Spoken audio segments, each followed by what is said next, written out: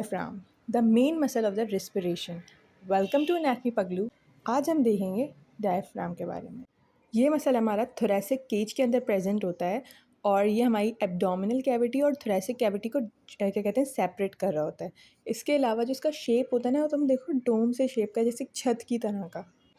इसका central part जो होता है वो मस्कुलो टेंडिनस होता है, या सेंट्रल पार्ट या सेंट्रल टेंडन जिसे कहेंगे, वो मस्कुलो टेंडिनस होता है क्योंकि वहाँ पे सारे मसल्स के जो टेंडन्स हैं, मसल फाइबर्स के टेंडन्स, वो आके कन्वर्ज हो रहे होते हैं। अब ये इसका सुपीरियर व्यू है, देखो इसके अंदर सेंट्रल टेंडन दिख रहा है वाइट से कलर का।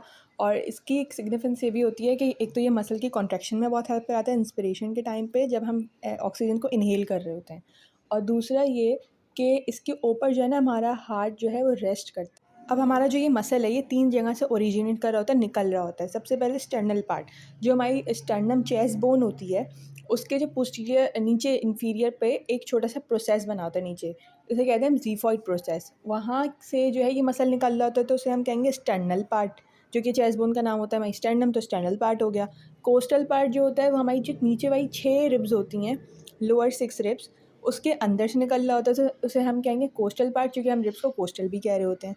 और लंबर पार्ट जो हमारी अपर लंबर होगी, लंबर वर्टिब्रा जो हमारी है, उसके से निकल रहा होगा वेयर द क्रूकास। अब ये क्रूकास क्या है, पीछे सबसे पहले देखो वर्टिब्राज हमारे पीछे नीचे वर्टिकल में जा रही हैं। अब जो मसल्स निकलने हैं वर्टिकल स्ट्राइप शेप में और वो वर्टिब्राज पे अटैच हो रहे हैं, उसे हम कहेंगे क्रूकास। अब देखो जो लाइट वाला मसल स्ट्राइप है क्रू का, वो हमारा लंबा है, L3 तक जा रहा है, लंबर वर्टिब्रा 3 तक जा रहा है। क्यों जा रहा है? क्योंकि यहाँ पे लिवर नीचे प्रेजेंट होता है, तो उसको सपोर्ट देने के लिए एक्स्ट्रा लेंथ चाहिए होती है। और लेफ्ट साइड पे छोटी होती है, क्योंकि लिवर यहाँ पे प्रेजेंट नहीं होता, सिर्फ स्टमक और स्प्लीन होता है, इसलिए एक्स्ट्रा लेंथ की ज़रूरत नहीं है। तो ये L2 पे ही ख़त्म हो जाता है। अब इसमें 2 तरह के जो है ना ट्राइगॉन्स, मतलब कि ट्रायंगल शेप के ओपनिंग्स बन रही होती हैं। एक होती है स्टर्नोकोस्टल ट्राइगॉन और एक होता है लंबोकोस्टल trigon.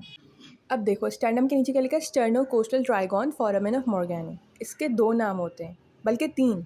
Foramen of मॉर्गैनी, sternocostal triangle, और दूसरा होता है फोरामेन ऑफ लैरी। अब एक बड़ा सा नीचे ग्रीन कलर का ट्राइंगल बना हुआ है, जिसे हम लंबोकोस्टल ट्राइगॉन कहते हैं या फोरामेन ऑफ बोजलैक भी कहते हैं। ये दोनों ट्राइंगल्स जो है ना बहुत वीकर पॉइंट होते हैं। यहाँ पे हर्निया बहुत कॉमन है डायफ्राम में। डायफ्राम में ना डिफरेंट तरह की ओपनिंग्स भी होती हैं। एक है केवल ओपनिंग, कॉर्डेंगुलर होती है, यहाँ से इंफीरियर वीना केवा जा रहा होता है, जो ब्लू से कलर की है। इसके अलावा राउंड से शेप की जो रेड कलर की है, वो आउटिक हाइएटस है, वहाँ से आउटा निकल रहा होता है। इसके अलावा एक ओवल से शेप की जो है ना, पिंक से कलर की, जिसके अंदर दिख रहा है, वो ईसोफेगस है, और हम कहेंगे ईसोफेगियल हाइएटस। इसका एक छोटा सा नमूना है, वो देख लेना। और अगर तुम्हें मेरी वीडियो पसंद आई तो इसे लाइक शेयर कमेंट सब्सक्राइब करना। मिलते हैं नेक्स्ट वीडियो में।